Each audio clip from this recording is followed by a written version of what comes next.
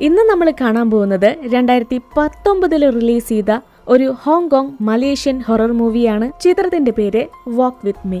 അപ്പൊ നമുക്ക് ഒട്ടും തന്നെ സമയം കളയാതെ ഈ ഒരു പ്രേത ചിത്രത്തിന്റെ മുഴുവൻ കഥ കണ്ടാലോ? അതിനു മുൻപ് നിങ്ങൾ എന്റെ ഈ ചാനൽ ആദ്യമായിട്ടാണ് കാണുന്നതെങ്കിൽ സബ്സ്ക്രൈബ് ചെയ്യാനായിട്ട് മറക്കരുത്. തൊട്ടടുത്തുള്ള ബെല്ലൈക്കണും കൂടി ഒന്ന് ക്ലിക്ക് ചെയ്യുക. ചിത്രത്തിന്റെ സ്റ്റാർട്ടിംഗ് സീനില് ഉറക്കത്തിൽ നിന്ന് എന്തോ ശബ്ദം കേട്ട് കണ്ണു തുറക്കുന്ന നമ്മുടെ കഥാനായിക സാമിനെയാണ് നമ്മളെ കാണിക്കുന്നത്. അവൾക്ക് ഒരു കൊച്ചുകുട്ടി പാട്ടുപാടുന്ന ശബ്ദം കേൾക്കാം. സാം പതിയെ തന്റെ മുറിയിൽ നിന്ന് പുറത്തേക്ക് ഇറങ്ങി നോക്കുമ്പോ ഒരു കൊച്ചുകുട്ടി പാവയെ വെച്ച് കോറിഡോറിലിരുന്ന് കളിച്ചോണ്ടിരിക്കുക. ഈ സമയത്ത് ആ പെൺകുട്ടിയുടെ അച്ഛൻ അങ്ങോട്ട് വന്ന് അവളെ വഴക്കും പറയുന്നുണ്ട്. നിന്നോട് ഞാൻ പറഞ്ഞിട്ടില്ലേ ഈ നശിച്ച പാവയെ വെച്ച് കളിക്കില്ലെന്ന്? ഇതും പറഞ്ഞ അയാള് ആ പാവയെ പിടിച്ചു വാങ്ങി ബാത്റൂമില് വെള്ളം നിറച്ചു വെച്ചിരുന്ന വലിയ പാത്രത്തിലേക്ക് വലിച്ചെറിഞ്ഞു. ആ കുട്ടിയും കരഞ്ഞോണ്ട് പിന്നാലെ തന്നെ ഓടിച്ചെന്ന് തന്റെ പാവയെ അതിനുള്ളിൽ നിന്ന് എടുക്കുന്നുണ്ട്. ഇവിടെയാണ് ഈ ചിത്രത്തിന്റെ ടൈറ്റിൽ എഴുതി കാണിക്കുന്നത്, വാക്ക് വിത്ത് മീ.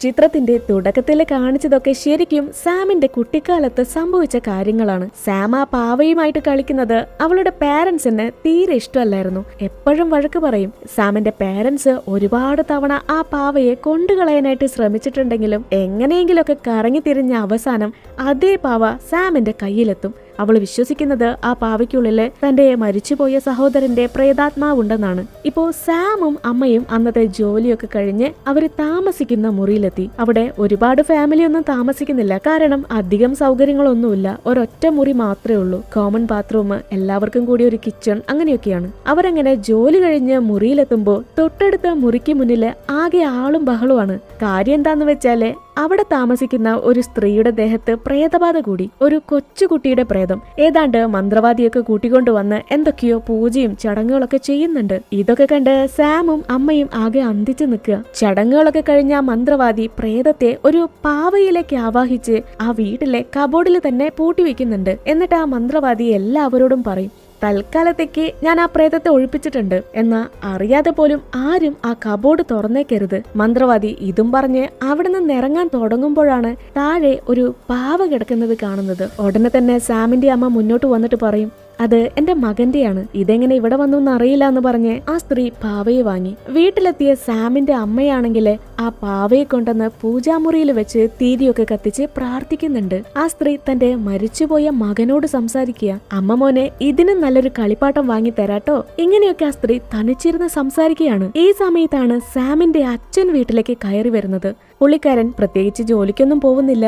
വീട്ടിലുള്ള കാശെല്ലാം എടുത്തോണ്ട് പോയി മദ്യപിച്ചോണ്ട് വന്ന് വീട്ടിലുള്ളവരെ തന്നെ ഉപദ്രവിക്കും. ഒരു തരത്തിലും സാമിനും അമ്മയ്ക്കും യാതൊരു സമാധാനം കൊടുക്കാറില്ല. ഇന്നും പതിവ് പോലെ തന്നെ കുടിച്ചോണ്ട് വന്ന് ആകെ ബഹളം വെക്കുന്നുണ്ട്. ആ സമയത്ത് അയാള് അറിയാതെ കാല് തന്നെ വീണു. ബെഡിലേക്കാണ് വീണത്. അത് സാം തന്നെ തള്ളിയിട്ടതാണെന്ന് പറഞ്ഞായി അടുത്ത വഴക്ക്. ഇത് കണ്ട് സാമിന് ആകെ പേടിയായി. ഞാൻ അച്ഛനെ തള്ളിയിട്ടിട്ടില്ല. അമ്മയും അയാളോട് പറഞ്ഞു നോക്കി, നിങ്ങൾ കുടിച്ചു വന്ന് തനിയെ വീണതാണ്, അല്ലാതെ ആരും തള്ളിയിട്ടതല്ല. എന്തൊക്കെ പറഞ്ഞിട്ടും പുള്ളിക്കാരൻ അത് സമ്മതിക്കാൻ തയ്യാറല്ല. അല്പസമയം കഴിഞ്ഞ് സാം തനിക്ക് പ്രൊമോഷൻ കിട്ടിയെന്ന് പറഞ്ഞ് തന്റെ മുഴുവൻ സാലറിയും അമ്മയ്ക്ക് കൊടുക്കുന്നുണ്ട്.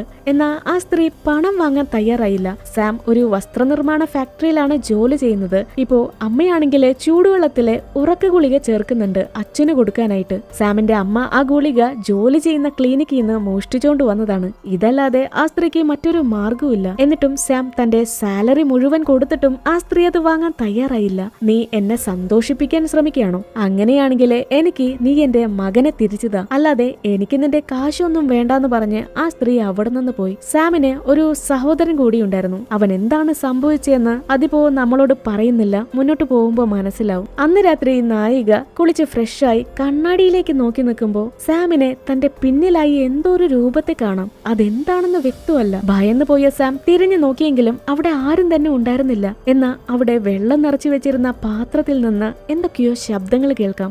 അവളും ആകെ ഭയന്ന് പതിയെ ചെന്ന് അത് തുറന്നു നോക്കി. പെട്ടെന്നാണ് ഒരു പെൺകുട്ടിയുടെ പ്രേതം അവളുടെ അടുത്തേക്ക് ചാടി പറന്നു വരുന്നത്. അത് സാമിനെ പിടിച്ച് വെള്ളത്തിലേക്ക് മുക്കി. സാം ഉടനെ തന്നെ തന്റെ ജീവനും കൊണ്ട് ബാത്റൂമിന് പുറത്തേക്ക് ഓടി. അപ്പൊ തന്നെ ആ ബിൽഡിങ്ങിലെ മുഴുവൻ പവർ ഓഫായി. ഈ സമയം ഒരു കൈ വന്ന് സാമിനെ തൊടുന്നുണ്ട്. അവള് തിരിഞ്ഞു നോക്കിയെങ്കിലും അവിടെ ആരെയും കാണുന്നില്ല. അവള് പെട്ടെന്ന് തന്നെ ഫോണിലെ ഫ്ലാഷ് ലൈറ്റ് അടിച്ച് ചുറ്റും നോക്കി. ഈ സമയത്താണ് മുകളിൽ നിന്ന് സാമിന്റെ അമ്മയുടെ കരച്ചിൽ കേൾക്കുന്നത്. ഒപ്പം തന്നെ ഒരു ടോയും താഴേക്ക് വന്നു വീണു. ഇത് കണ്ടതോടെ തന്റെ അമ്മയ്ക്ക് എന്താ പറ്റിയെന്നറിയാതെ പേടിച്ചു പോയ സാം മുകളിലേക്ക് ഓടി. ഈ സമയം സാമിന്റെ പിന്നാലെ തന്നെ ആരോ ഉണ്ട്. ആരോ ചിരിക്കുന്ന ശബ്ദം കേൾക്കാം. സാധനങ്ങളൊക്കെ തനിയെ വീഴുന്നു. സാം തന്റെ മുറിയിലേക്ക് ചെന്ന് നോക്കുമ്പോ അമ്മ നല്ല ഉറക്കത്തിലാണ്. അമ്മയല്ല ഒച്ചത്തിൽ കരഞ്ഞത്. പിന്നെ ആരായിരിക്കും? അവൾക്കൊന്നും മനസ്സിലാവുന്നില്ല. ഇനി തൊട്ടടുത്ത മുറിയിൽ നിന്നാണോ ആ കരച്ചിൽ കേട്ടത്? അവള് പെട്ടെന്ന് തന്നെ ചുവരിലെ തന്റെ ചെവി വെച്ച് നോക്കി, എന്തെങ്കിലും ശബ്ദം കേൾക്കുന്നുണ്ടോന്നറിയാൻ. ഈ ഒരു കാഴ്ച കണ്ടതോടെ അവൾ ആ മുറിയിൽ നിന്നും പുറത്തേക്ക് ഓടി. സാം ആകെ പേടിച്ചരണ്ട് നിൽക്കുക. താൻ ഈ കാണുന്നതൊക്കെ സത്യമാണോ അതോ ഇനി തോന്നലാണോ? സാം ഇതൊക്കെ ചിന്തിച്ചുകൊണ്ട് നിൽക്കുന്ന നേരത്താണ് തൊട്ടടുത്ത മുറിയിലെ താമസക്കാരെ എന്തോ കണ്ട് പേടിച്ചതുപോലെ ഈ നട്ടപ്പാതിരിക്ക് പെട്ടിയും കിടക്കി എടുത്തോണ്ട് പുറത്തേക്ക് വരുന്നത്. ആ ഫാമിലി അവിടെ നിന്ന് താമസം മാറി പോവാണ്. സാം, നിങ്ങൾക്ക് ജീവൻ വേണമെങ്കിലേ ഇവിടെ നിന്ന് പൊയ്ക്കോ, ഇവിടെ എന്തൊക്കെയോ കുഴപ്പങ്ങളുണ്ട്. ഇതും പറഞ്ഞ ആ സ്ത്രീ റൂമിന്റെ ചാവി സാമിന്റെ കയ്യിൽ ഏൽപ്പിച്ചു. അവൾക്ക് അവരോട് എന്ത് മറുപടി പറയണോന്നറിയില്ല. ഇത് കഴിഞ്ഞ് അവൾ ഒരു ടാബ്ലറ്റ് കഴിച്ച് ഉറങ്ങാനായിട്ട് കിടന്നു. പെട്ടെന്നാണ് എന്തോ താഴേക്ക് വീഴുന്ന ശബ്ദം കേൾക്കുന്നത്. സാം കണ്ണു തുറന്നു നോക്കുമ്പോ പൂജാമുറിയിലുണ്ടായിരുന്ന കാറ് അത് താഴെ വീണു കിടക്കുന്നു. സാം ആകെ പേടിച്ച് വീണ്ടും കണ്ണുകൾ അടച്ചു കിടന്നു. ഇതൊന്നും സത്യമല്ല എന്ന് പറഞ്ഞ് ഈ സമയം ചെറിയൊരു ഫ്ലാഷ് ബാക്കിലേക്കാണ് നമ്മളെ കൊണ്ടുപോകുന്നത്. വർഷങ്ങൾക്ക് മുൻപ് സാമിന്റെ അമ്മ ഒരു തയ്യൽ കമ്പനിയിലായിരുന്നു ജോലി ചെയ്തിരുന്നത്. അമ്മ അന്ന് പ്രഗ്നന്റ് ആയിരുന്നു. അമ്മയാണെങ്കിൽ ഒത്തിരി സന്തോഷത്തിലാണ്. തനിക്ക് ജനിക്കാൻ പോകുന്നത് ഒരു ആൺകുഞ്ഞാണെന്ന് പറഞ്ഞ് സാം അവിടെ താഴെയിരുന്ന് പാവയെ വെച്ച് കളിക്കുന്നുണ്ട്. എന്തോ ആ പാവയെ വെച്ച് കളിക്കുന്നത് കണ്ട് അമ്മയ്ക്ക് വല്ലാതെ ദേഷ്യം വന്നു. ആ സ്ത്രീ പാവയെ അങ്ങ് പിടിച്ചു വാങ്ങി. എത്ര തവണ പറഞ്ഞു ഈ നശിച്ച പാവയെ കളയാൻ? നിനക്കറിയാലോ അച്ഛൻ ഈ പാവയെ ഇഷ്ടമല്ലാന്ന്. അമ്മ സാമിനെ ഒത്തിരി വഴക്ക് പറയുന്നുണ്ട്. എന്നാ ആ സമയത്ത് ആ സ്ത്രീ അറിയാതെ താഴെ കിടന്നിരുന്ന ഒരു നീഡിലിൽ ചവിട്ടി അവിടെ കാല് തെന്നി വീണു. അന്ന് ആ വീഴ്ചയില് അവർക്ക് ആ കുഞ്ഞിനെ നഷ്ടപ്പെട്ടു. ആ ഫ്ലാഷ് ബാക്ക് അവിടെ കട്ട് ചെയ്ത് പ്രസന്റിലേക്ക് തിരിച്ചു വരുമ്പോ പിറ്റേന്ന് രാവിലെ സാം തന്റെ ജോലി സ്ഥലത്തെത്തി. രാവിലെ തന്നെ സോഫിയും ഗാങ്ങും ചേർന്ന് സാമിനെ കളിയാക്കുന്നുണ്ട്. നിന്റെ അപ്പാർട്ട്മെന്റിലെ ഒരു സ്ത്രീക്ക് പ്രേതബാധ കൂടിയെന്ന് പറയുന്നുണ്ടല്ലോ, ഒരു കുഞ്ഞിന്റെ പ്രേതം. അത് നിന്റെ അനിയന്റെ പ്രേതാണോ? നിങ്ങൾ അവിടേക്ക് താമസത്തിന് വരുന്നതിന് മുൻപ് ആ സ്ഥലത്ത് യാതൊരു കുഴപ്പവും ഉണ്ടായിരുന്നില്ല. നിങ്ങളല്ലേ ആ പ്രേതത്തെ അങ്ങോട്ട് കൊണ്ടുവന്നത്? ഇങ്ങനെയുള്ള കാര്യങ്ങളൊക്കെ പറഞ്ഞ് ആ സ്ത്രീ പരമാവധി സാമിനെ വേദനിപ്പിക്കുന്നുണ്ട്. അവരെന്ത് തന്നെ പറഞ്ഞാലും സാം പൊതുവെ അവരോട് പ്രതികരിക്കാറില്ല. അവള് തന്റെ ജോലിയിൽ മാത്രം ശ്രദ്ധിക്കും. അന്ന് രാത്രി സാം ജോലിയൊക്കെ കഴിഞ്ഞ് ഫാക്ടറിയിൽ നിന്ന് പുറത്തേക്ക് ഇറങ്ങുന്ന സമയത്ത് പെട്ടെന്ന് അവളവിടെ ബോധം കെട്ട് വീണു. പിന്നീട് ഒരുപാട് സമയം കഴിഞ്ഞ് അബോധാവസ്ഥയിൽ നിന്ന് കണ്ണു തുറന്നു നോക്കുമ്പോ സാം ഇപ്പോ ബോസിന്റെ ഓഫീസ് മുറിയിലാണ്. താൻ എങ്ങനെ ഇവിടെ വന്നു? തനിക്ക് എന്താണ് പറ്റിയത്? അവൾക്ക് യാതൊരു പിടുത്തവുമില്ല. നോക്കുമ്പോ സാമിന്റെ വസ്ത്രങ്ങളെല്ലാം ആരോ മാറ്റിയിരുന്നു. ആകെ ഭയന്നു പോയ സാം ചുറ്റുപാടും നോക്കുന്നുണ്ട്. അവൾക്ക് വ്യക്തമായിട്ടൊന്നും കാണാൻ പറ്റുന്നില്ല. കണ്ണാടി കാണാനില്ല. നോക്കുമ്പോ ബോസിന്റെ ചെയറിൽ ഒരു കൊച്ചു പെൺകുട്ടി ഇരിക്കുന്നുണ്ട്. കുഞ്ഞിന്റെ കയ്യില് കണ്ണാടിയുണ്ട്. അവൾ ആ ഗ്ലാസ് വാങ്ങാനായി പതിയെ മുന്നോട്ട് നടന്നു. എന്നാ പെട്ടെന്ന് തന്നെ ആ കൊച്ചു പെൺകുട്ടി അവിടെ നിന്ന് മറഞ്ഞുപോയി. ആകെ ഭയന്നു പോയ സാം വ്യക്തമായിട്ടൊന്നും കാണാൻ കഴിഞ്ഞില്ലെങ്കിലും ആ ഓഫീസ് മുറിയിൽ നിന്നും പുറത്തേക്ക് ഓടി. നോക്കുമ്പോ സാമിന്റെ ബോസ് ആണ് അവളുടെ കണ്ണാടി കൊണ്ടുവരുന്നത്. ഇത് കണ്ട് സാം ആകെ ഷോക്കായി. ബോസിന്റെ സംസാരം പെരുമാറ്റമൊക്കെ കണ്ട് സാമിന് എന്തോ പന്തികേട് തോന്നി. തന്റെ കണ്ണാടി എങ്ങനെ ബോസിന്റെ കയ്യിൽ വന്നു? ഇനി ഇയാള് തന്നോട് എന്തെങ്കിലും തെറ്റായിട്ട് പെരുമാറിയോ? താൻ എങ്ങനെയാ ബോധം കെട്ട് വീണത്?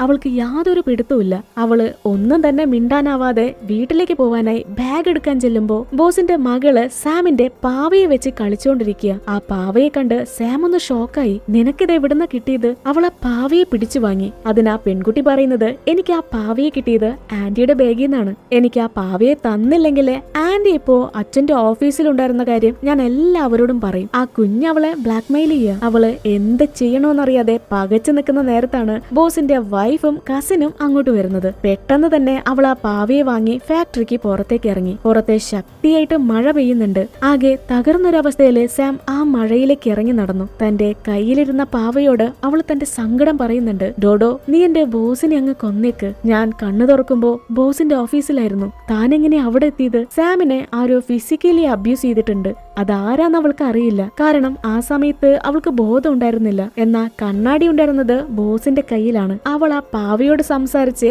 ആ മഴയിൽ നിൽക്കുന്ന നേരത്താണ് ഒരു വാൻ അവളെ ഇടിക്കാനായിട്ട് വരുന്നത്. ഭാഗ്യത്തിന് അവൾക്കൊന്നും സംഭവിച്ചില്ല. അപ്പോഴേക്കും സാമിന്റെ അമ്മ അവളെ കൂട്ടിക്കൊണ്ടു പോവാനായിട്ട് എത്തി. നീ എന്തെങ്കിലും മഴ നനയുന്ന, എന്തെങ്കിലും അസുഖം വന്ന ആര് നോക്കും എന്നൊക്കെ പറഞ്ഞ് ആ സ്ത്രീ സാമിനെ അവിടെ നിന്ന് കൂട്ടിക്കൊണ്ടുപോയി. പിറ്റേന്ന് സാം പതിവ് പോലെ തന്നെ ജോലി സ്ഥലത്തെത്തി.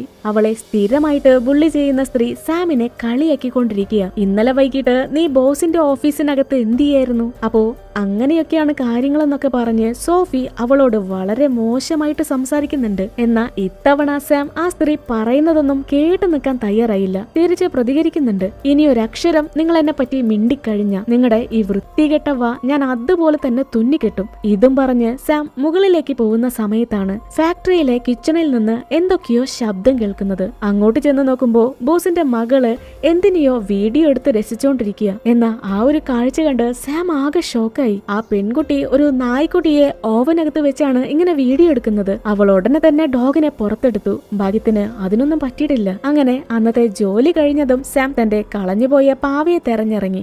അവൾ ആ പാവയെ കിട്ടാത്ത സങ്കടത്തിൽ നിൽക്കുന്ന നേരത്താണ് ഒരു പയ്യൻ സാമിന്റെ അടുത്തേക്ക് വരുന്നത്. ഇതാണ് നമ്മുടെ കഥാനായകൻ യോർക്ക്. രണ്ടുപേരും ഒന്നിച്ച് കളിച്ചു വളർന്നവരാണ്. കുഞ്ഞിലെ യോർക്ക് ഇച്ചിരി തടിച്ചിരിക്കുന്നത് കൊണ്ട് കുട്ടികളെല്ലാവരും അവനെ കളിയാക്കും. അന്ന് അവന്റെ ഒരേ ഒരു ഫ്രണ്ടായിരുന്നു സാം. പിന്നീട് എപ്പോഴോ യോർക്കിന്റെ ഫാമിലി മറ്റൊരു ടൗണിലേക്ക് താമസം മാറിപ്പോയി. ഇപ്പോ ഇത്രയും വർഷം കഴിഞ്ഞ് നായകനെ കണ്ടപ്പോ സാമിന് അവനെ പെട്ടെന്ന് മനസ്സിലായില്ല. പിന്നെ യോർക്ക് എങ്ങനെ സാമിനെ മനസ്സിലാക്കി എന്ന് ചോദിച്ചാല്, ഇന്നലെ രാത്രി അവളെ ഒരു വാൻ ഇടിക്കാനായിട്ട് വന്നില്ലേ, അത് ഓടിച്ചിരുന്നത് യോർക്കായിരുന്നു. ആ സമയത്ത് അവൻ സാമിന്റെ അമ്മയെ കണ്ടിരുന്നു. മാത്രമല്ല അവനെ താഴെ വീണ് കിടന്നിരുന്ന സാമിന്റെ പാവയെ കിട്ടി. അങ്ങനെയാണ് അവന് സാമിനെ മനസ്സിലായത്. ഒരുപാട് വർഷങ്ങൾക്ക് ശേഷം കണ്ട സന്തോഷത്തില് യോർക്ക് എന്തൊക്കെയോ അവളോട് സംസാരിക്കുന്നുണ്ട്. എന്നാൽ സാം തിരിച്ചു ചോദിക്കുന്നത് പ്രേതങ്ങളെ കുറിച്ചാണ്. നീ ഈ പ്രേതത്തിൽ വിശ്വസിക്കുന്നുണ്ടോ? ഞാൻ പ്രേതങ്ങളെ കാണുന്നു എന്ന് പറഞ്ഞാ നീ എന്നെ വിശ്വസിക്കുവോ അതോ കളിയാക്കൂ?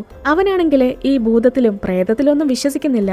എന്നാ നീ പറയുന്നത് അതെന്തായാലും ഞാൻ വിശ്വസിക്കും. അങ്ങനെ സാം താൻ സ്ഥിരമായിട്ട് പ്രേതത്തെ കാണാറുള്ളത് അവനോട് തുറന്നു പറഞ്ഞു. അതൊരു കൊച്ചു പെൺകുട്ടിയാണ്. അതാരാന്നറിയില്ല. മാത്രമല്ല ആ പാവയ്ക്കകത്തും പ്രേതമുണ്ട്. അത് തന്റെ സഹോദരന്റെ ആത്മാവാണെന്നാണ് സാം വിശ്വസിക്കുന്നത്. ഇതൊക്കെ കേട്ടോണ്ട് നിന്നിരുന്ന യോർക്കിന് ഇക്കാര്യങ്ങളൊന്നും അത്ര പെട്ടെന്ന് ഉൾക്കൊള്ളാൻ കഴിഞ്ഞില്ല. നിന്നെ ഇനി ആര് കളിയാക്കിയാലും ചീത്ത പറഞ്ഞാലും ഈ എന്നോട് പറഞ്ഞാ മതിയെന്നേ.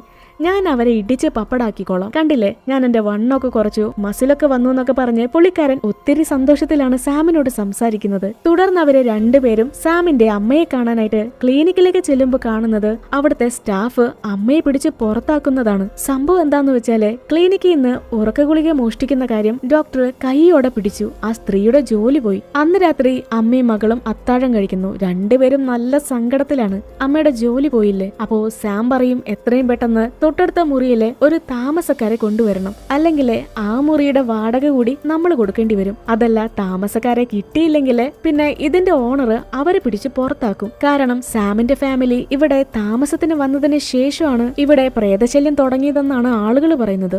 ഒരുപാട് പേര് വാടക ഒഴിഞ്ഞു പോയി. അപ്പൊ പിന്നെ പുതിയ താമസക്കാരെ കണ്ടെത്തല്ലാതെ മറ്റു മാർഗമില്ല.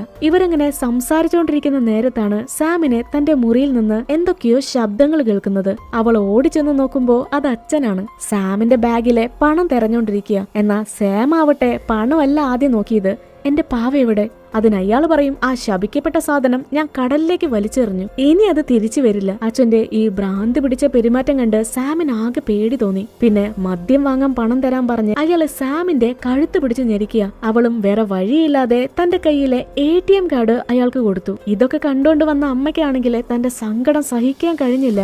അയാളെ പ്രാകുന്നുണ്ട്. ഇനി നിങ്ങൾ ഈ വീട്ടിലേക്ക് വന്നേക്കരുത്, നിങ്ങൾ മരിച്ചാലും ഞാൻ തിരിഞ്ഞു നോക്കില്ല. ഇതൊക്കെ കേട്ടിട്ടും യാതൊരു കൂസലുമില്ലാതെ അയാള് ATM കാർഡും കൊണ്ട് മദ്യപിക്കാനായിട്ട് പോയി. ഇപ്പോ സാമിന് അച്ഛന്റെ കഴുത്തിലെ ഒരു കുട്ടി പ്രേതം കയറിയിരിക്കുന്നത് കാണാം. ഇത് സാം മാത്രമേ കാണുന്നുള്ളൂ. അന്ന് രാത്രി സാമിന്റെ അച്ഛൻ അപ്പാർട്ട്മെന്റിലെ ആളൊഴിഞ്ഞൊരു മുറിയിലിരുന്ന് മദ്യപിക്കുക. അപ്പോ അയാൾക്ക് ചുറ്റും നിറയെ പാറ്റകൾ പറക്കാൻ തുടങ്ങി. ആ പാറ്റകളെല്ലാം വളരെ വേഗത്തിൽ തന്നെ അയാളുടെ വായ്ക്കകത്തേക്ക് കയറിപ്പോയി. ആ പെൺകുട്ടിയുടെ പ്രേതം അയാളുടെ തൊട്ട് തന്നെ ഇരിക്കുന്നുണ്ട്. പുള്ളിക്കാരൻ നിലവിളിച്ച് കരയുന്നത് കാണിച്ചാണ് ആ സീൻ അവിടെ കട്ടാവുന്നത്. അടുത്ത ദിവസം ജോലി കഴിഞ്ഞതും സാം ആരും കാണാതെ മുറി വാടകയ്ക്കുണ്ടെന്ന് പറഞ്ഞിട്ടുള്ള ഒരു പോസ്റ്ററിന്റെ കുറെ പ്രിന്റ് എടുക്കുന്നുണ്ട്. അതെല്ലാം കഴിഞ്ഞ് അവള് പുറത്തേക്ക് ഇറങ്ങുന്ന നേരത്താണ് ഫാക്ടറിയുടെ കിച്ചണിൽ നിന്ന് എന്തൊക്കെയോ ശബ്ദങ്ങൾ കേൾക്കുന്നത്. ഫാക്ടറിയിലെ എല്ലാവരും ജോലി കഴിഞ്ഞു പോയി. അവളത് ആരാന്നറിയാനായി പതിയെ പതിയെ അങ്ങോട്ട് ചെന്ന് നോക്കുമ്പോ അവള് സ്ഥിരമായിട്ട് കാണാറുള്ള അതേ പെൺകുട്ടിയുടെ പ്രേതമാണ്. ആകെപ്പാടെ ഭയന്നു പോയ സാം പെട്ടെന്ന് തന്നെ അവിടെ നിന്ന് ഓടാൻ തുടങ്ങി. എന്നാ പ്രേതം പിന്നാലെ തന്നെയുണ്ട്, പറക്കുന്നുണ്ട്, ചാടുന്നുണ്ട്. എങ്ങോട്ട് ഓടിയാലും യാതൊരു രക്ഷയില്ല. അങ്ങനെ ആ പ്രേതത്തെ കണ്ട് പേടിച്ചോടുന്ന വെപ്രാളത്തില് സാം സോഫിയുമായിട്ട് കൂട്ടിയിടിച്ചു. പുള്ളിക്കാരി സാമിന്റെ കയ്യിലുണ്ടായിരുന്ന ആ പേപ്പറൊക്കെ കണ്ടു. ആ കൊള്ളാലോ, അപ്പോ ഇത്ര നേരം നിനക്ക് ഇതായിരുന്നല്ലേ പണി, ഇത് ഞാൻ എല്ലാവരോടും പറയും, നിന്നെ ഞാൻ കാണിച്ചു തരാന്ന് പറഞ്ഞ് സോഫി അവളോടൊപ്പം ഒരു ഫോട്ടോ എടുക്കുന്നുണ്ട്. അങ്ങനെയാണെങ്കിൽ നാളെ 4 പേരുടെ മുന്നിൽ വെച്ച് സാമിനെ കളിയാക്കുമ്പോ തെളിവ് കാണിക്കാലോ. അടുത്ത സീനില് സാം അമ്മയെ കൂട്ടി സ്ട്രീറ്റിലെ എല്ലായിടത്തും പോസ്റ്റർ ഒട്ടിക്കുന്നുണ്ട്. എങ്ങനെയെങ്കിലും പുതിയ താമസക്കാരെ കണ്ടെത്തണം, അല്ലെങ്കിൽ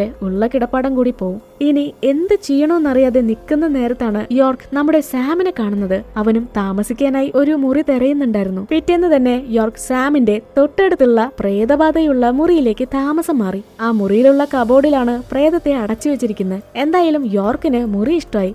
വന്ന പാടെ തന്നെ അവൻ ആദ്യം തുറന്നത് അതേ അലമാര തന്നെയാണ്. അതൊരിക്കലും തുറക്കാനേ പാടില്ല എന്നാണ് അന്ന് ആ മന്ത്രവാദി പറഞ്ഞത്. ഈ സമയം സാമിന് ആ അലമാരയിലെ പ്രേതത്തെ കാണാം. എന്നാൽ ഇക്കാര്യം അവള് യോർക്കിനോട് പറയില്ല. കാരണം അവൻ എന്തായാലും തന്നെ വിശ്വസിക്കാൻ പോണില്ല. അന്ന് രാത്രി നായകൻ സാമിന്റെ കൂടെ ഇരുന്നാണ് അത്താഴം കഴിക്കുന്നത്. അവൻ എന്തോ മീറ്റ് കൊണ്ടൊക്കെ ഫുഡ് ഉണ്ടാക്കിയിരുന്നു. എന്നാൽ സാമിന്റെ ഫാമിലി പ്യൂർ വെജിറ്റേറിയൻ ആണ്. അവര് മീറ്റ് കഴിക്കാറില്ല. അവരങ്ങനെ സംസാരിച്ചുകൊണ്ടിരിക്കുന്ന നേരത്ത് എന്ത് പറ്റിയെന്നറിയില്ല, സാമിന്റെ അമ്മ ആകെ സങ്കട അവിടെ നിന്ന് എണീറ്റ് പോയി. ഇപ്പോ സാമിനാണെങ്കിൽ എന്തെങ്കിലുമൊക്കെ മിണ്ടിയും പറഞ്ഞിരിക്കാൻ ഒരാള് കൂടിയായി. യോർക്ക് എപ്പോഴും അവളോട് ചിരിച്ചു കളിച്ചാണ് സംസാരിക്കുന്നത്. എന്നാൽ സാം ഒരിക്കൽ പോലും ചിരിക്കുന്നത് യോർക്ക് കണ്ടിട്ടില്ല. എപ്പ നോക്കിയാലും മുഖത്ത് സങ്കടം, പേടി, ടെൻഷൻ ഇത് മാത്രം കാണാം. നീ ആകെ മാറിപ്പോയി. നായകൻ ഇങ്ങനെയുള്ള കാര്യങ്ങളൊക്കെ സംസാരിക്കുമ്പോ നമ്മുടെ സാം സംസാരിക്കുന്നത് താൻ കാണാറുള്ള പ്രേതങ്ങളെ കുറിച്ചാണ്. ഇത് കേട്ടതും യോർക്ക് അവൾക്ക് ധൈര്യം കൊടുക്കുന്നുണ്ട്. നീ ആ പ്രേതത്തെ കണ്ട് ഭയക്കുന്നുണ്ടെങ്കിൽ നീ അത്ര തന്നെ മനസ്സിന് ധൈര്യം കൊടുക്കണം. പിന്നെ നിനക്ക് ആ പ്രേതത്തോടുള്ള പേടി തന്നെ കുറഞ്ഞു കുറഞ്ഞു വരും. മാത്രമല്ല, നീ എന്തിനാ പേടിക്കുന്നേ? നിന്നെ പ്രൊട്ടക്ട് ചെയ്യാനായിട്ട് ഞാൻ എപ്പോഴും നിന്റെ കൂടെ തന്നെ ഉണ്ടാവും, പോരെ? ഇത് കേട്ടതോടെ സാമിന് ഒരുപാട് സന്തോഷമായി. ആരെങ്കിലും ഒരാള് തന്നെ വിശ്വസിക്കുന്നുണ്ടല്ലോ. അടുത്ത ദിവസം സാം ലഞ്ച് ബ്രേക്കിന് തനിച്ചിരുന്ന് ഫുഡ് കഴിക്കുകയാണ്. അന്ന് അവളെ രക്ഷപ്പെടുത്തിയ ആ പപ്പിക്കുട്ടിയില്ലേ, അതിനും ഫുഡ് കൊടുക്കുന്നുണ്ട്. പക്ഷേ സാം കഴിച്ചോണ്ടിരുന്ന ഫുഡിലെ ആരോ മീറ്റ് ചേർത്തിരുന്നു. ഇത് കണ്ടതോടെ അവൾ അവിടെ വൊമിറ്റ് ചെയ്യാൻ തുടങ്ങി. ഇതെല്ലാം തന്നെ സോഫിയുടെ പണിയായിരുന്നു. ആ ബുള്ളി ഗ്യാങ് സാമിനെ കളിയാക്കാൻ തുടങ്ങി. അവര് കുറെ ഫോട്ടോസും വീഡിയോസും ഒക്കെ എടുക്കുന്നുണ്ട്. അന്ന് രാത്രി സാം ഇന്ന് സംഭവിച്ചതിനെ കുറിച്ച് ഫോണിൽ നോക്കി സംസാരിക്കുന്നുണ്ട്. അവളത് റെക്കോർഡ് ചെയ്യാണ്. സാധാരണ പാവയോടാണ് സങ്കടം പറയാറുള്ളത്. അവൾ ആ പാവയോട് സംസാരിക്കുന്നത് പോലെ ക്യാമറയിലേക്ക് നോക്കി സംസാരിക്കുക. ഡോഡോ, നീ എനിക്ക് വേണ്ടി ആ സോഫിയെ കൊല്ലില്ലേ? അങ്ങനെ ചെയ്താ നീ പറയുന്നത് എന്ത് ഞാൻ അനുസരിക്കാം. എനിക്ക് വേണ്ടി നീ അത് ചെയ്യില്ലേ? സാം തന്റെ ഫോണിലേക്ക് നോക്കി സംസാരിക്കുന്ന സമയത്ത് അവൾക്ക് തൊട്ട് പിന്നില് മറ്റാരോ കൂടി കിടക്കുന്നുണ്ട്. ഭയന്നു പോയ സാം പെട്ടെന്ന് തന്നെ ബെഡിൽ നിന്ന് ചാടി എണീറ്റു. നോക്കുമ്പോ ബെഡിൽ ആരെയും കാണാനില്ല. സാം വീണ്ടും തന്റെ ഫോണിലെ ക്യാമറ ഓൺ ആക്കി. അവിടെ ഏതൊരു പയ്യൻ കിടന്നുറങ്ങുന്നുണ്ട്. അവളത് തന്റെ സഹോദരന്റെ പ്രേതമാണെന്നാണ് കരുതുന്നത്. ഉടനെ തന്നെ സാം ആ ഫോട്ടോ കാണിക്കാനായിട്ട് യോർക്കിന്റെ അപ്പാർട്ട്മെന്റിലേക്ക് ഓടി. ഇതെല്ലാം തന്നെ സാമിന്റെ അമ്മ കാണുന്നുണ്ട്. മറുവശത്ത് സോഫി ഡ്രിങ്ക്സ് ഒക്കെ കഴിച്ച് ആടിപ്പാടി ഒത്തിരി സന്തോഷത്തില് ജോലി കഴിഞ്ഞ് വീട്ടിലേക്ക് പോവാണ്. അപ്പോ ആ ഇരുട്ടിലെ സോഫിയെ നോക്കിക്കൊണ്ട് ആ കുട്ടി പ്രേതം അങ്ങനെ അവിടെ നിൽക്കുന്നുണ്ട്. പ്രേതത്തെ കണ്ടതും പുള്ളിക്കാരി അലറിക്കറഞ്ഞ് താഴേക്ക് മറിഞ്ഞു വീണു. പിന്നെ അടുത്ത സീനില് സോഫി കണ്ണു തുറക്കുമ്പോ ആരോ അവളുടെ കൈയും കാലൊക്കെ കെട്ടിയിട്ട് ആളുകളെ കളിയാക്കുന്ന വായ് തുന്നിക്കൂട്ടി വെച്ചിരുന്നു. ആ പ്രേതം അങ്ങനെ സൂചി കൊണ്ട് സോഫിയുടെ കണ്ണിലേക്ക് കുത്തി അവളെ ക്രൂരമായിട്ട് കൊലപ്പെടുത്തി. എന്നാൽ ഇക്കാര്യങ്ങളെല്ലാം തന്നെ നമ്മുടെ സാമിന്റെ അമ്മ മറഞ്ഞു നിന്ന് കാണുന്നുണ്ടായിരുന്നു. അപ്പോ അമ്മയും പ്രേതത്തെ കാണുന്നുണ്ടായിരുന്നു. ഇവിടെ മറുവശത്ത് സാം ടെറസിൽ വിരിച്ചിരിക്കുന്ന തുണി എടുക്കാനായിട്ട് ചെല്ലുമ്പോ പൂജാമുറിയിലുണ്ടായിരുന്ന ടോയ് കാറ് അവളുടെ അടുത്തേക്ക് ഉരുണ്ടു വന്നു. മാത്രമല്ല, അവൾക്ക് ചുറ്റും എന്തൊക്കെയോ ശബ്ദങ്ങൾ കേൾക്കാം. അതെന്താന്നറിയാനായിട്ട് അവൾ ആ തുണികളൊക്കെ മാറ്റി മുന്നോട്ട് നടന്നു. അപ്പോഴാണ് അവൾ ആ ഞെട്ടിക്കുന്ന ഒരു കാഴ്ച കാണുന്നത്. സാമിന്റെ അച്ഛന്റെയും സോഫിയുടെയും പ്രേതങ്ങള്. ആകെ ഭയന്നു പോയ സാം പിന്നിലേക്ക് തിരിഞ്ഞോടുന്ന സമയത്താണ് അവള് തന്റെ പാവയെ ചവിട്ടുന്നത്. ആ പാവയെ അച്ഛൻ കടലിലേക്ക് വലിച്ചെറിഞ്ഞതായിരുന്നു. പിന്നെ ഇതെങ്ങനെ ഇവിടെ വന്നു? പിറ്റേന്ന് സാം തന്റെ പാവയെ ആരും കാണാതിരിക്കാൻ മറച്ചു വെക്കുന്നുണ്ട്. അല്ലെങ്കിൽ പേരൻസ് ഇതിന്റെ പേരില് അവളോട് വഴക്കിടും. എന്നാ ഇത് കണ്ടോണ്ട് വന്ന അമ്മയാണെങ്കിൽ അവളെ വല്ലാതെ വഴക്ക് പറയുന്നുണ്ട്. ആ പാവ എവിടെ, അത് വലിച്ചെറിഞ്ഞ് കള, അല്ലെങ്കിൽ ഇനി ഞാൻ ഈ വീട്ടിൽ നിൽക്കില്ല. അമ്മ ആകെ ബഹളം വെക്കുന്നുണ്ട്. അപ്പോ സാം അമ്മയെ സമാധാനിപ്പിക്കാനായിട്ട് പറയും, അത് വെറും ഒരു പാവയല്ല, അതിനുള്ളിലെ പ്രേതാത്മാവ് അതിന്റെ അനിയനാണ്. നമുക്ക് അവന് വേണ്ട ചടങ്ങുകളൊക്കെ ചെയ്ത് ഈ പാവയെ നശിപ്പിച്ചു കളയാം. ഇത് കേട്ടതോടെ അമ്മയൊന്ന് സൈലന്റായി. മകളെ എന്ത് പറഞ്ഞ് മനസ്സിലാക്കുമെന്നറിയാതെ ആ സ്ത്രീ കരയാണ്. ഇതേ സമയം തന്നെ യോർക്ക് കുളിച്ചോണ്ടിരിക്കുക. എന്നാ ഇപ്പോഴാണ് അവനൊരു കാര്യം ശ്രദ്ധിക്കുന്നത്.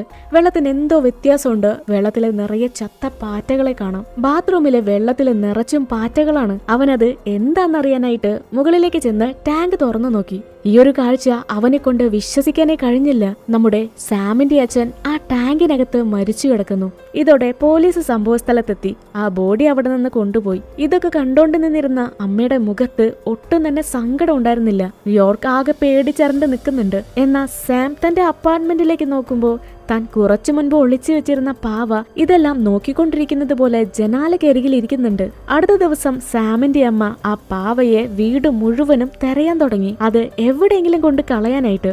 സാം പിന്നീട് ആ പാവയെ യോർക്കിന്റെ മുറിയിലെ കബോർഡിനകത്താണ് ഒളിച്ചു വെച്ചിരിക്കുന്നത്. അമ്മ ആ പാവയെ എടുത്തു നോക്കി. പാവയ്ക്കുള്ളിലെ ഒരു വോയിസ് റെക്കോർഡിംഗ് ഉണ്ടായിരുന്നു. അതില് സാം സംസാരിക്കുന്നതൊക്കെ തന്നെ റെക്കോർഡാവും. അമ്മ ആ റെക്കോർഡിംഗ് പ്ലേ ചെയ്തു നോക്കി. അതില് സാം ഒത്തിരി സങ്കടത്തോടെയും ദേഷ്യത്തോടെയും സംസാരിക്കുന്നുണ്ട്. അന്നൊരിക്കല് സാം കമ്പനിയിലെ ബോധം കെട്ട് വീണപ്പോ ബോസ് അവളെ ഫിസിക്കലി അബ്യൂസ് ചെയ്തിരുന്നില്ലേ, അന്ന് തന്നെ അവൾ ആ പാവയെ നോക്കി ബോസിനെ കൊല്ലാനും പറഞ്ഞിരുന്നു. ഈ ഒരു കാര്യം കേട്ട് ആ സ്ത്രീ ആകെ തകർന്നു പോയി. തന്റെ മകളെ ആരോ ഉപദ്രവിച്ചിട്ടുണ്ട്, അവൾ ഈ കാര്യം ആരോടും പറഞ്ഞിട്ടില്ല. മറുവശത്ത് യോർക്ക് ആണെങ്കില് ഫോണില് സാമിനോട് സംസാരിച്ച് അവൾക്ക് വേണ്ടി ഫുഡ് ഉണ്ടാക്കാനുള്ള പച്ചക്കറിയും സാധനങ്ങളൊക്കെ വാങ്ങിച്ചുകൊണ്ടിരിക്കുക. ഇന്ന് ഡിന്നർ ഉണ്ടാക്കാൻ പോകുന്നത് യോർക്കാണ്. സാം ഇവിടെ ഫോണിൽ സംസാരിക്കുന്ന നേരത്താണ് ബോസിന്റെ വൈഫ് അവളെ കൈയോടെ പിടികൂടി ഓഫീസിലേക്ക് കൊണ്ടുപോകുന്നത്. അവിടെ ബോസും പിന്നെ സാമിന്റെ അമ്മയൊക്കെ ഇരിക്കുന്നുണ്ട്. സംഭവം എന്താന്ന് വെച്ചാല് അന്നൊരിക്കല് സാം പ്രിന്റ് എടുത്ത പേപ്പറുകളെല്ലാം തന്നെ ബോസിന്റെ വൈഫ് കണ്ടെത്തി. പുള്ളിക്കാരിക്ക് പണ്ടേ സാമിന് ഇഷ്ടമല്ല, അവളെ നല്ലതുപോലെ വഴക്ക് പറയുന്നുണ്ട്. ഇതൊക്കെ കണ്ടോണ്ടിരുന്ന ബോസ് ആണെങ്കില് എന്തിനാ ഇത്ര ഒച്ചയും ബഹളൊക്കെ, ഇതങ്ങ് വിട്ടേക്ക്, സാമിനോടും അമ്മയോടും തൽക്കാലത്തേക്ക് അവിടെ നിന്ന് പോകാനായിട്ട് പറയുന്നുണ്ട്. ഇത് കേട്ടപ്പോ വൈഫിന് വല്ലാതെ ദേഷ്യം വന്നു. ഇതെങ്ങനെ വെറുതെ വിടും, അപ്പോ നിങ്ങൾ രണ്ടുപേരും എന്നെ ചതിക്കുകയാണല്ലേ. സാമിനും ബോസിനിടയില് റിലേഷൻ ഉണ്ടെന്ന് പറഞ്ഞ് ആ സ്ത്രീ അവരോട് വളരെ മോശമായിട്ട് സംസാരിക്കുന്നുണ്ട്. അമ്മയ്ക്ക് ഇപ്പോ സത്യങ്ങളൊക്കെ അറിയാം, എന്നാൽ അക്കാര്യം ഉറക്കെ വിളിച്ച് പറയാൻ പറ്റില്ല. സാമിനത് ചിലപ്പോ താങ്ങാൻ കഴിഞ്ഞെന്ന് വരില്ല. ആ സ്ത്രീക്ക് എന്ത് പറയണോന്നറിയാതെ തന്റെ മകളെയും കൂട്ടി ഓഫീസ് മുറിയിൽ നിന്ന് പുറത്തേക്ക് ഇറങ്ങി. പിന്നെ ബോസും വൈഫും തമ്മിൽ പൊരിഞ്ഞ വഴക്കാണ്. മറുവശത്ത് സാം തന്റെ അമ്മയോട് മാപ്പ് പറയുന്നുണ്ട്. താൻ ആ പ്രിന്റ് എടുത്തത് കാരണമല്ലേ അമ്മയ്ക്ക് ആ സ്ത്രീയുടെ കയ്യിൽ നിന്ന് ചീത്ത കേട്ടത്. അപ്പോ ആ സ്ത്രീ സങ്കടത്തോടെ മകളോട് പറയും, നീ പേടിക്കണ്ട, എല്ലാം ഞാൻ നോക്കിക്കോളാം, ഈ അമ്മ നിന്റെ കൂടെ തന്നെ കാണും, നിന്റെ പാവ എന്നോട് എല്ലാ കാര്യങ്ങളും പറഞ്ഞു, നീ പേടിക്കണ്ടെന്ന് പറഞ്ഞ് ആ സ്ത്രീ പെട്ടെന്ന് തന്നെ സാമിനെ പിടിച്ച് ഫാക്ടറിയിലെ ഒരു മുറിക്കുള്ളിൽ പൂട്ടിയിട്ടു. അവളും ഡോറ് തുറക്കാൻ പറഞ്ഞ് കരയുന്നുണ്ട്. ആകെ ഭയന്നു പോയ സാം പെട്ടെന്ന് തന്നെ യോർക്കിനെ ഫോൺ ചെയ്തു. അമ്മ എന്നെ ഫാക്ടറിയിൽ പൂട്ടിയിട്ടിരിക്കുക, യോർക്ക് നീ എത്രയും പെട്ടെന്ന് എന്നെ രക്ഷിക്ക്. ഈ മെസ്സേജ് കണ്ട ഉടനെ തന്നെ യോർക്ക് അവളെ രക്ഷിക്കാനായിട്ട് ആ പെരുമഴയത്ത് പുറത്തേക്ക് ഓടുന്നുണ്ട്. ഇതേ സമയം തന്നെ സാമിന്റെ അമ്മ ഒരു കോടാലിയായിട്ട് ബോസിന്റെ അടുത്തേക്ക് ചെന്നു, അയാളെ കൊല്ലാനായിട്ട്. അപ്പോ അയാള് പറയുന്നുണ്ട്, ഞാനൊന്നും ചെയ്തിട്ടില്ല, എനിക്കൊന്നും അറിയില്ല. ആ സ്ത്രീ അതൊന്നും തന്നെ കേൾക്കാൻ തയ്യാറായില്ല. കോടാലി വെച്ച് അയാളെ ആക്രമിക്കുന്നുണ്ട്. ആ അടിപിടിക്കിടയില് സാമിന്റെ അമ്മയുടെ ബോധം പോയി. ബോസ് ആണെങ്കില് തന്റെ ജീവനും കൊണ്ട് അവിടെ നിന്ന് ഓടാൻ തുടങ്ങി. ബോസ് ഓടുന്നതിനനുസരിച്ച് ഒരു കുട്ടി പ്രേതം അയാളുടെ ഒപ്പം തന്നെയുണ്ട്. അത് കണ്ട് പേടിച്ചു പോയ അയാള് ചുറ്റും നോക്കുന്നുണ്ട്, എന്നാ പ്രേതത്തെ കാണാനില്ല. പെട്ടെന്ന് ആരോ ബോസിന്റെ തലയ്ക്കൊരൊറ്റ അടിയാണ് പുള്ളിക്കാരന്റെ ബോധം പോയി. ഒരല്പ സമയം കഴിഞ്ഞ് കണ്ണു തുറന്നു നോക്കുമ്പോ ബോസിനെ ആരോ തയ്യൽ മെഷീനോടൊപ്പം ചേർത്ത് കെട്ടിവെച്ചിരിക്കുക. ബോസിനെ കെട്ടിയിട്ടിരിക്കുന്നത് മറ്റാരുമല്ല, നമ്മുടെ സാം തന്നെയാണ്. അവളങ്ങനെ പ്രേതം കയറിയതുപോലെ നിൽക്കുന്നുണ്ട്, മിണ്ടാട്ടവുമില്ല. ഈ ഒരു സമയം കൊണ്ട് തന്നെ യോർക്ക് ഫാക്ടറിയിലേക്ക് ഓടിയെത്തി. എന്നാൽ അകത്തേക്കുള്ള എല്ലാ ഡോറും ലോക്കാണ്. എങ്ങനെ അതിനകത്തേക്ക് കടക്കൂന്നറിയാതെ അവൻ ആ മഴയത്ത് കിടന്ന് ഓടിക്കൊണ്ടിരുന്നു. ഇവിടെ ബോസ് ആണെങ്കിൽ എന്നെ വിട്ടേക്ക്, എന്നെ ഒന്നും ചെയ്യല്ലേ എന്ന് പറഞ്ഞ് കരയുന്നുണ്ട്. എന്നാൽ സാം അതൊന്നും കേട്ട ഭാവം പോലും കാണിക്കാതെ ബോസിന്റെ വിരലുകള് തയ്യൽ മെഷീനിൽ വെച്ച് തയ്ക്കാൻ തുടങ്ങി. സൂചി കയറുന്ന വേദനയില് അയാൾ അലറി കരയുന്നുണ്ട്. പിന്നെ അടുത്ത സെക്കൻഡിൽ തന്നെ ഒരു ഇരുമ്പ് കമ്പിയെടുത്ത് ബോസിന്റെ തലയ്ക്ക് തലയ്ക്ക് അടിച്ചടിച്ച് അയാളെ അതിക്രൂരമായി തന്നെ കൊലപ്പെടുത്തി. അപ്പോഴേക്കും യോർക്ക് ഒരു വിധത്തില് ഡോറൊക്കെ തള്ളി തുറന്ന് അകത്തേക്കെത്തി. സാമിന് എന്തെങ്കിലും പറ്റിക്കാണോന്ന് പേടിച്ച് അവൻ ഓടിക്കതച്ച് ഫാക്ടറിക്ക് അകത്തേക്ക് ചെന്ന് നോക്കുമ്പോ കാണുന്നത് ബോസ് അവിടെ ക്രൂരമായിട്ട് മരിച്ചു കിടക്കുന്നതാണ്. എന്നാൽ സാമിനെ അവിടെ എവിടെയും കാണാനില്ല. അവനാകെ പേടിയായി. അപ്പോഴാണ് തൊട്ടടുത്ത് നിന്ന് സാമിന്റെ അമ്മയുടെ അലർച്ച കേൾക്കുന്നത്. അവൻ ആ ശബ്ദം കേട്ട് അങ്ങോട്ട് ഓടി ചെല്ലുമ്പോ അമ്മയെ ആരോ ടാങ്കിനുള്ളിൽ കെട്ടിയിട്ടിരിക്കുകയാണ്. അവൻ പെട്ടെന്ന് തന്നെ അമ്മയുടെ കയ്യിലെ കെട്ടഴിച്ചു മാറ്റി. എന്നാൽ ആ സമയത്ത് എന്തോ ഒരു ശക്തി അവനെ പിടിച്ച് ആ വെള്ളത്തിലേക്ക് തള്ളിയിട്ടു. ആ വെള്ളത്തിനടിയിൽ സാം ഉണ്ടായിരുന്നു. അവള് യോർക്കിനെ പിടിച്ച് വെള്ളത്തിനടിയിലേക്ക് മുക്കിക്കൊണ്ടിരുന്നു. അവൻ ശ്വാസം കിട്ടാതെ പിടയുന്നുണ്ട്. ഈ ഒരു സമയം കൊണ്ട് തന്നെ അമ്മ വെള്ളത്തിൽ നിന്ന് കയറിപ്പോയി. മറ്റു രണ്ടുപേരും വെള്ളത്തിനടിയിലേക്ക് താഴ്ന്നു പോയി. അമ്മ സെക്യൂരിറ്റി ഗാർഡ്സിനെ കൂട്ടിയിട്ട് വരുമ്പോഴേക്കും വെള്ളത്തിലുണ്ടായിരുന്ന യോർക്കിനെ കാണാനില്ല. അവര് വെള്ളത്തിൽ നിന്ന് സാമിനെ രക്ഷപ്പെടുത്തി. പക്ഷേ നായകനെ കാണാനില്ല. അങ്ങനെ ബോസിനെ കൊലപ്പെടുത്തിയ കുറ്റത്തിന് പോലീസ് സാമിനെ അറസ്റ്റ് ചെയ്യാണ്. അപ്പോ സാം പോലീസിനോട് പറയുന്നുണ്ട്, ഇതൊന്നും ചെയ്തത് ഞാനല്ല, എന്റെ പാവയാണ്, പ്രേതാണെന്നൊക്കെ പറയുന്നുണ്ട്. എന്നാ പോലീസ് ഈ പ്രേതകഥയൊക്കെ വിശ്വസിക്കുവോ? സാമിന്റെ അമ്മ മകളെ കെട്ടിപ്പിടിച്ച് കരയാൻ തുടങ്ങി. എന്റെ മോളെ കൊണ്ടുപോവല്ലേ, അവളൊന്നും ചെയ്തിട്ടില്ലേ എന്ന് പറഞ്ഞ്. എന്നാ പോലീസും സാമിനെ വിലങ്ങ് വെച്ച് അവിടെ നിന്ന് കൊണ്ടുപോയി. അവള് പോലീസ് കാറിന് പിന്നിലേക്ക് തിരിഞ്ഞു നോക്കുമ്പോ ആ കുട്ടി പ്രേതം കാറിന് പിന്നാലെ ഓടി വരുന്നുണ്ട്. അപ്പോ സാം മനസ്സിൽ ചോദിക്കും, യോർക്ക് നീ എവിടെയാ? അടുത്ത സീനിലെ പോലീസ് സാമിനെ ജയിലിൽ അടയ്ക്കാനായിട്ട് കൊണ്ടുവരുന്നു. എന്നാൽ സെല്ലിനകത്തെത്തിയതും സാം ആകെ ബഹളം വെക്കാൻ തുടങ്ങി. ഇത് ആണുങ്ങളുടെ പ്രശ്നമല്ലേ, ഞാനൊരു പെൺകുട്ടിയാണ്, എനിക്ക് ഇവിടെ കഴിയാൻ പറ്റില്ല. ഇവിടെയാണ് നമ്മൾ ആരും ഒട്ടും തന്നെ പ്രതീക്ഷിക്കാത്തൊരു ട്വിസ്റ്റ് റിവീൽ ആവുന്നത്. നമ്മുടെ ഈ സാം എന്ന് പറയുന്ന കഥാപാത്രം ശരിക്കും ഒരു പയ്യനാണ്, അല്ലാതെ പെൺകുട്ടിയല്ല.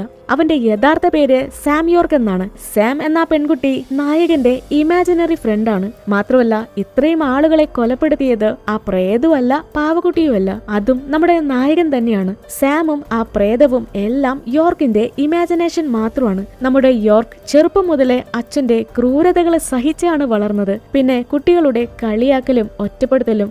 യോർക്ക് ഒരു ആൺകുട്ടി ആയതുകൊണ്ട് തന്നെ അവൻ പാവയെ വെച്ച് കളിക്കുന്നത് കണ്ട് അച്ഛനും അമ്മയും അവനെ ഒരേപോലെ വഴക്ക് പറഞ്ഞിരുന്നു. അല്ലാതെ അത് പ്രേത പാവയായതുകൊണ്ടല്ല. തന്റെ ഈ ഒറ്റപ്പെടലും വേദനകളും ഒക്കെ താങ്ങാനാവാതെ യോർക്ക് സാം എന്നൊരു സുഹൃത്തിന് രൂപം കൊടുത്തു. അവൻ എപ്പോഴും തനിച്ചിരുന്ന് സംസാരിക്കുന്നതൊക്കെ അമ്മ കണ്ടിരുന്നു. മാത്രമല്ല തന്നെ ഉപദ്രവിച്ച എല്ലാവരെയും യോർക്ക് കൊലപ്പെടുത്തി. സാമിന്റെ അമ്മയ്ക്ക് അതൊക്കെ കണ്ടു നിൽക്കാനേ കഴിഞ്ഞുള്ളൂ.